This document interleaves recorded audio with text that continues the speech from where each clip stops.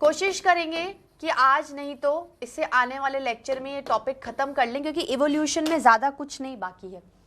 मैंने जब आपको इवोल्यूशन का टॉपिक स्टार्ट कराया था, आई थिंक 3 to 4 लेक्चर्स हो चुके हैं, तो मैंने आपको कहा था कि इवोल्यूशन के टॉपिक में आप बुक को मत कंसिडर करो थोड़ी देर के लिए। आपको सिर्फ एक सिनेरियो लॉजिक क्लियर होना चाहिए कि इवोल्यूशन का मतलब क्या होता है। अभी तक आप लोगों को समझ में आ गया कि इवोल्यूशन का मतलब क्या है, आगे बढ़ना। जो आपको ये देखना कि अगर मैं एक ऑर्गेनिज्म हूँ तो मेरा एंसेस्टर कैसा है, एंसेस्टर्स में जो चीज़ों की ग्रोथ नहीं है, डेवलपमेंट नहीं है, वो क्या है, मेरे अंदर आ चुकी है। तो ये सारी चीज़ें हम लोगों ने कंसिडर कर ली थी इवोल्यूशन में।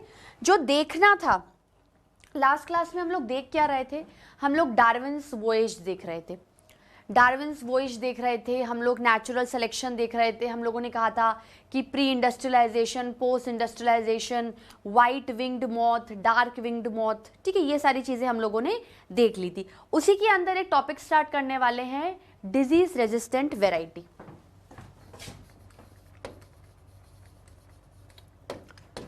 Disease resistant variety.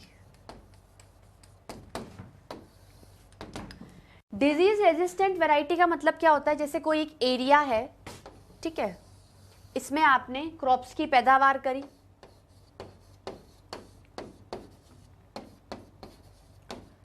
ये आपने क्रॉप उगाई। अब इसके लिए डेंजर क्या है, इसके लिए डेंजर वीड भी है, पेस्ट भी है और इंसेक्ट भी है, ठीक है। ये जो क्रॉप है ये किसके द्वारा किल की जा सकती है, किसके द्वारा खत्म की जा सकती है, पेस्ट, इंसेक्ट्स। मत लिखो इसको, थ्योरी में मत लिखो, लिखी हुई है, आप सिर्फ इसको समझ लो। और वीड्स, वीड्स क्या होते हैं, जैसे अनवांटेड छोटे छोटे प्लांट ये यहाँ ग्रो हो गए, तो ये क्या कर रहे हैं, जो मेन प्लांट है, जो मेन क्रॉप है, उसके न्यूट्रिशन में आ रहे हैं, उसको सनलाइट नहीं देंगे, मतलब ले दे के क्या कर रहे हैं, उसमें उसकी ग्रोथ में रुकावट बन रहे हैं। इनको किल करने के लिए या क्रॉप को इनसे बचाने के लिए हम लोग क्या करते हैं,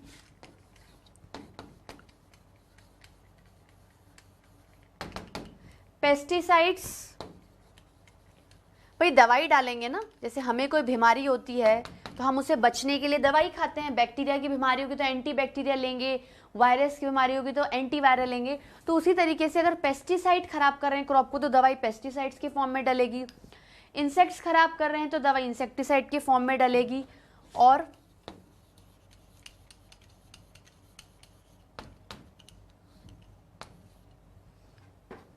ठीक है, पेस्टिसाइड, इंसेक्टिसाइड, वीडिसाइड्स। अब आपने देखा कि एक क्रॉप है, उसमें इंसेक्ट्स भी आपकी क्रॉप को खराब कर रहे हैं, पेस्ट भी आपकी क्रॉप को खराब कर रहे हैं, वीड भी क्रॉप, तो आपने रेस्पेक्टिव मेडिसिन डाल दी। ये तीनों क्या होते हैं, ये क्या होते हैं, एक तरीके से केमिकल सब्सटेंसेस होते हैं, केमिकल प्रिपरेशन होते हैं, जो कि क्रॉप को डालने के बाद इन चीज़ों को क्या कर देते हैं, रेस्पेक्टिवली किल कर देते हैं।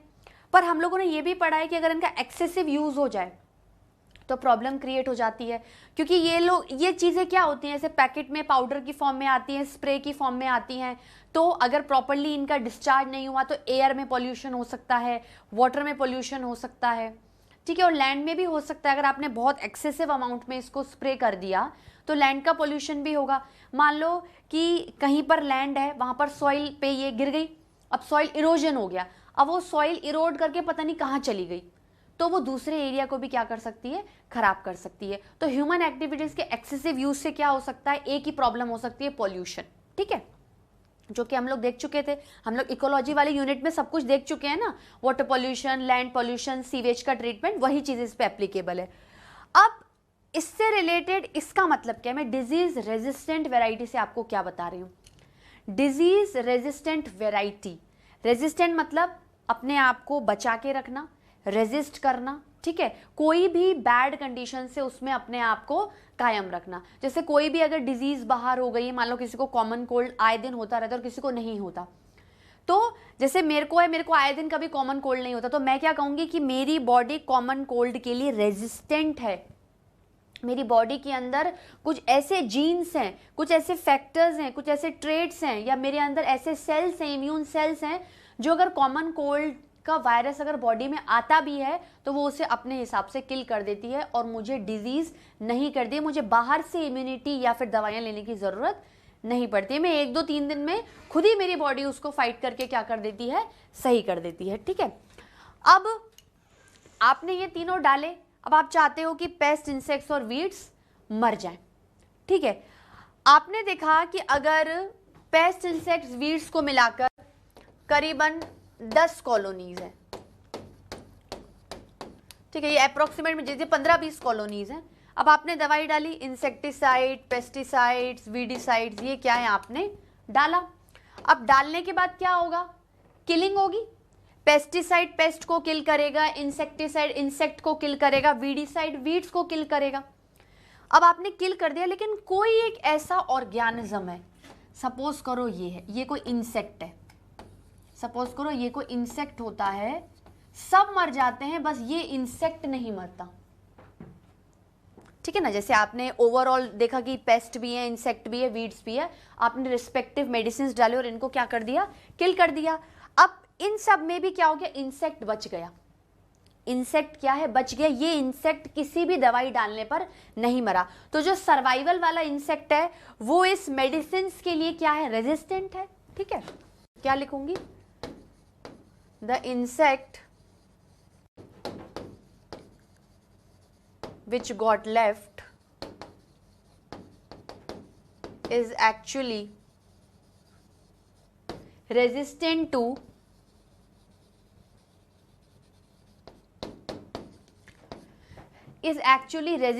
to all these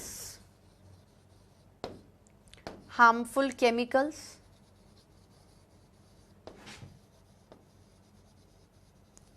ठीक है students, all these harmful chemicals. अभी इंसेक्ट बच गया, अभी इंसेक्ट बच गया तो ये इंसेक्ट क्या हो गया, एक डोमिनेटिंग कैरेक्टर हो गया, यहाँ पर एक डोमिनेटिंग फैक्टर हो गया। ये इंसेक्ट क्या करता है, अपनी प्रोजेनी को आगे बढ़ा सकता है। मान लो ये इंसेक्ट है, इसने किसी दूसरे इंसेक्ट के साथ मीटिंग कर ली, तो इसके अंदर जो डिजीज रेजिस्टेंट की वेराइटी है, जो डिजीज रेजिस्टेंस का, या अपन कह सकते हैं कि किसी केमिकल रेजिस्टेंस का फैक्टर है, मान लो कि दूसरे के साथ मेटिंग करी, उसमें कोई और अच्छा फैक्टर है, तो जो इसके बच्चे पैदा होंगे उसके अंदर इसकी कैरेक्टरिस्टिक प्रॉपर्टी आ जाएगी।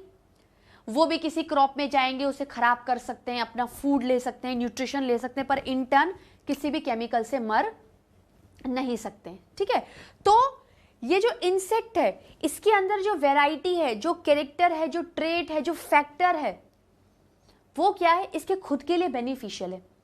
अगर ये भी बाकियों की तरह होता तो किल हो जाता, लेकिन इसके अंदर कोई ना कोई एक्स्ट्रा फैक्टर, वैरायटी और प्रॉपर्टी है जो इसको क्या करता है, अलग दिखाता है, बिल्कुल ये एक अलग तरीके से शो करता है। और अगर ये आगे मेटिंग करेगा, आगे रिप्रोडक्शन करेगा, तो यही अच्छी चीज इसके आगे आने वाली जनरेशन में ट्रांसफर होती जाएगी और हम कहेंगे कि इंसेक्ट की ये स्पीशीज इवॉल्व हो गई। इवोल्यूशन का मतलब क्या है, कुछ अच्छी चीज होना, ग्रोथ होना, डेवलपमेंट होना। तो इंसेक्ट्स के लिए तो अच्छी बात है ना कि वो अपने आप को किसी भी केमिकल से क्या कर सकते हैं, रेजिस्ट करवा सकते हैं। तो कैसे कहूंगी, ये जो इंसेक्ट है, पर्टिकुलर किसी का नाम नहीं लिख रहे, हम लोग सिर्फ इंसेक्ट को मान रहे हैं। This insect when reproduce in future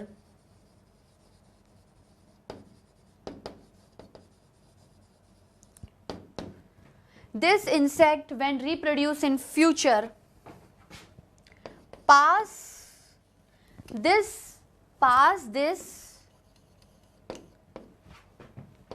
extra या फिर बेनिफिशियल कैरेक्टर, बेनिफिशियल मतलब हार्मफुल केमिकल से ये रेजिस्ट कर लेते हैं, मरते नहीं हैं।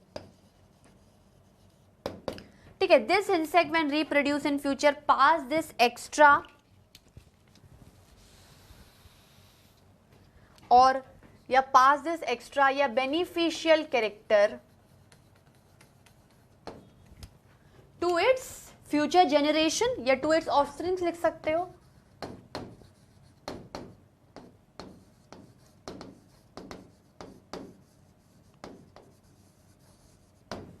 To its offsprings. ठीक है,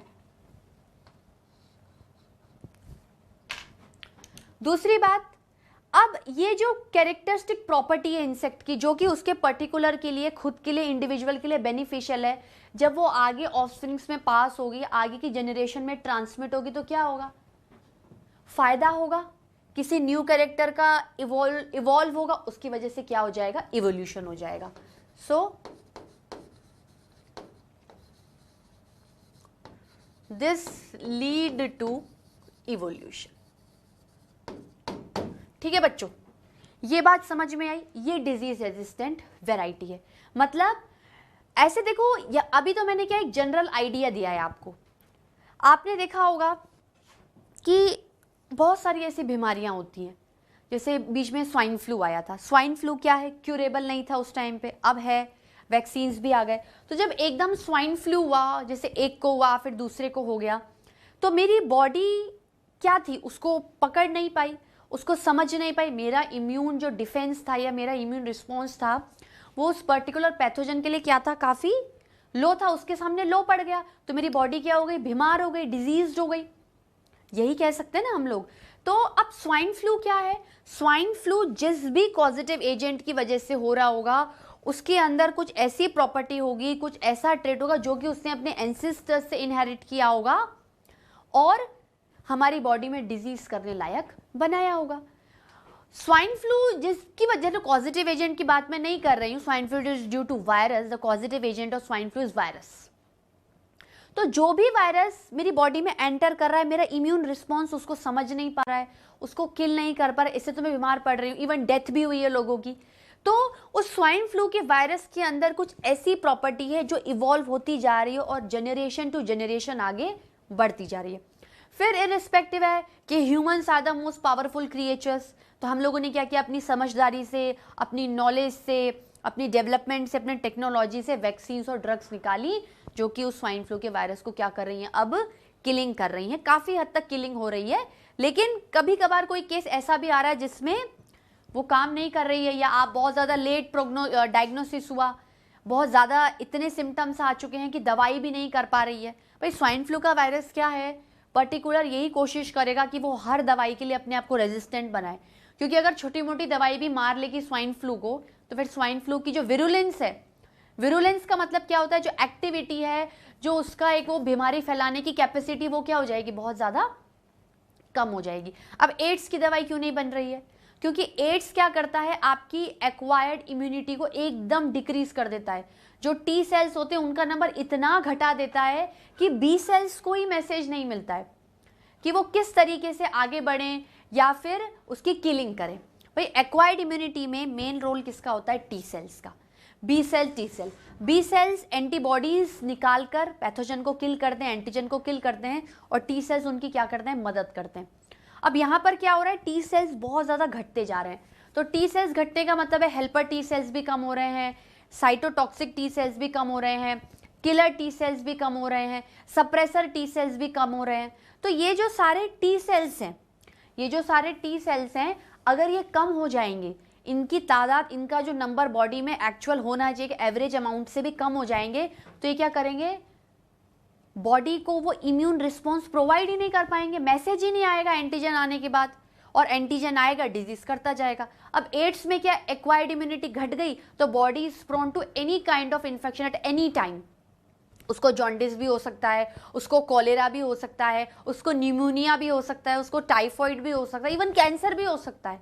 क्योंकि आपकी बॉडी में पावर ही नहीं बची ना. एंटीजन आ रहा है, आपको किल करता जा रहा है, एंटीजन आ रहा है, आपकी बॉडी को डिग्रेड करता जा रहा है. तो एड्स के अंदर क्या है?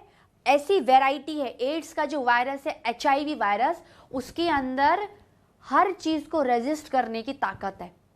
अगर एड्स का वायरस कमजोर पड़ जाए तो क्या एड्स जानलेवा बीमारी होगी? नहीं होगी. क्योंकि HIV वायरस में क्या है? फटाफट डुप्लीकेट करने की आदत है. उसका जो RNA है वो आपकी पूरी बॉडी के सेल्स को अपना RNA दे देता है. भाई मेरी बॉडी के अंदर सेल होता है, सेल में न्यूक्लियस होता है, न्यूक्लियस के अंदर न्यूक्लियोलस होता है, क्रोमेटिन मटेरियल होता है, क्रोमेटिन मटेरियल कंडेंस होकर क्रोमोसोम्स बनाता है, क्रोमोसोम्स के अंदर जीन्स होते हैं, और हर जीन के अंदर एक DNA होता है. हमारा जेनेटिक मटेरियल क्या है? DNA है. रिप्रोडक्शन के टाइम पर ये क्रोमोसोम्स ही तो ट्रांसफर होते हैं. इसलिए कभी कभार कोई क्राइम केस में when you want to detect कि कौन फादर है, तो आप क्या करते हो? DNA टेस्ट ही तो करवाते हो ना. तो DNA टेस्ट से आपको पता चल जाएगा कि किस फादर का क्रोमोसोम गया होगा. ठीक है। अब एड्स क्या कर रहा है, एड्स में HIV वायरस क्या करता है, उसके अंदर बहुत रेजिस्टेंट है, कुछ भी हो जाए वो वायरस नहीं मरने वाला आपकी बॉडी में, दुनिया भर की आप एंटीबायोटिक्स दे दो। ये बात नहीं है कि ट्रीटमेंट नहीं दिया जाता, ट्रीटमेंट दिया जाता है HIV वायरस की एक्टिविटी को कम करने के लिए, जिससे कि पेशेंट अगर 2 साल जीने वाला है तो वो 15 साल जी ले, लेकिन डेथ होती है एड्स के अंदर। You can not make the patient to get survive for 50 to 60 years, ठीक है, इतना पॉसिबल नहीं है। बट आर रिसर्च या scientist are trying to make medicine for AIDS, या कोई वैक्सीन लग जाए। वैक्सीन तो बहुत अच्छी बात है ना, वैक्सीन तो प्रिवेंशन दे देगा, आपको बीमारी होगी नहीं तो ट्रीटमेंट की जरूरत ही नहीं पड़ेगी। तो HIV वायरस में क्या है, हर चीज को रेजिस्ट करने की पावर है, कुछ भी हो जाए वो आपके सेल को अपना जेनेटिक मटेरियल दे देगा, DNA को एकदम उसके जेनेटिक मटेरियल RNA में कन्वर्ट कर देगा। तो आपके सेल को क्या लगेगा, अरे ये तो मेरा सेल है ही नहीं, ये तो HIV वायरस का सेल है। तो HIV एक सेल में एक्टिविटी करेगा, फिर दूसरे को देगा, इससे आपकी पूरी बॉडी के सेल्स में क्या है, सिर्फ HIV वायरस का क्या हो जाएगा, संक्रमण हो जाएगा। संक्रमण मतलब ट्रांसमिशन, ठीक है, ये बात हो गई। अब ये क्या, ये टॉपिक खत्म होता है। एक टॉपिक है, मैं क्या है आपको एवोल्यूशन में रैंडम टॉपिक्स उठा रही हूँ, आप ये मत सोचो कि ये छोड़ दिया, छूटा कुछ भी नहीं है, टॉपिक्स रैंडम चल रहे हैं, क्योंकि इवोल्यूशन में हर टॉपिक दूसरे से जुड़ा हुआ है, तो आगे पीछे पढ़ने में कोई प्रॉब्लम नहीं है। वैसे इस चैप्टर को जब मैं ओवर करूंगी तो एक बार 15 मिनट का क्विक रिवीजन जरूर लेंगे, क्योंकि ये टॉपिक क्या है, क्या लिखा हुआ है students, adaptive radiation. Adaptive radiation का मतलब क्या है, आप थोड़ा टॉपिक से देखो, खुद से थोड़ा सोचने की कोशिश करो। एडेप्टिव रेडिएशन, एडेप्टिव रेडिएशन का मतलब क्या होता है, एडेप्ट करके रेडिएट हो, बिल्कुल सही। इस टॉपिक का कॉन्सेप्ट क्या है, सिर्फ कॉन्सेप्ट समझो। जैसे कोई ऑर्गेनिज्म है, वो किसी पर्टिकुलर एरिया में रह रहा है, अब वो क्या करेगा, उस एरिया के हिसाब से अपने आप को एडेप्ट करेगा, ठीक है। जैसे आपने देखा होगा कि अगर रेगिस्तान में जाओगे तो आपको पोलर बियर नहीं मिलेगा, आपको कैमल मिलेगा, लेकिन अगर आप स्नो आइसी एरिया में जाओगे तो वहाँ कौन मिलेगा आपको, वहाँ आपको पोलर बियर मिलेगा, वहाँ आपको कैमल नहीं मिलेगा। ये दोनों अपने आप को एडप्ट कैसे करते हैं, अकॉर्डिंग टू द कंडीशंस। कैसे एडप्ट करते हैं भाई, देखो जैसे रेगिस्तान का एरिया है या डेजर्ट एरिया है, जहाँ पर वाटर की बहुत ज़्यादा कमी है, वाटर की बहुत ज़्यादा डेफिशिएंसी है, स्केर्सिटी है, तो कैमल क्या करता है, कैमल जैसे लंबा बहुत ज़्यादा लॉन्ग हाइटेड एनिमल है, उसके पीछे आपने हम्प देखा होगा, वो हम्प क्यों है, उस हम्प के अंदर वाटर स्टोर रहता है, ठीक है, जो उसकी बॉडी को क्या करता रहता है, हाइड्रेट करता रहता है। भाई इतनी गर्मी है, इतनी सन की इंटेंसिटी, तो बॉडी तो डिहाइड्रेट होगी।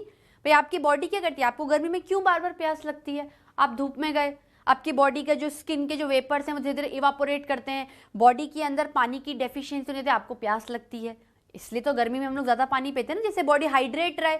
बॉडी ठंडी रहेगी तो हमें गर्मी का उतना एहसास नहीं होगा, बीमार नहीं पड़ेंगे, हीट से हमें शॉक नहीं लगेगा, ठीक है। तो कैमल क्या है, जैसे आपने देखा होगा भाई रेगिस्तान में बहुत ही आंधी तूफान चलते हैं, तो कैमल की जो आई लैशेस होती हैं वो बहुत लंबी और डीप होती हैं। उससे क्या होता है, जब वो चलेगा तो आंखों में अगर कोई धूल आएगी तो वो बुशी आईब्रोज क्या करेंगे, उसको लैशेस और आईब्रोज उसको हटा देंगी। तो कैमल की बॉडी क्या अपने हिसाब से एडप्ट कर रही है चीज़ों को कि भाई मुझे यहीं रहना है, मुझे आगे ना पीछे, यही मेरी मदरलैंड है, मुझे यहीं रहना है, तो मुझे कुछ भी करके अपने आप को इस एरिया में, इस टेम्परेचर में, इस वेदर में, इस क्लाइमेट में, इस प्रिवेलिंग इन्वायरमेंटल कंडीशंस में अपने आप को क्या करना पड़ेगा, एडजस्ट करना ही पड़ेगा, कोई और ऑप्शन नहीं है।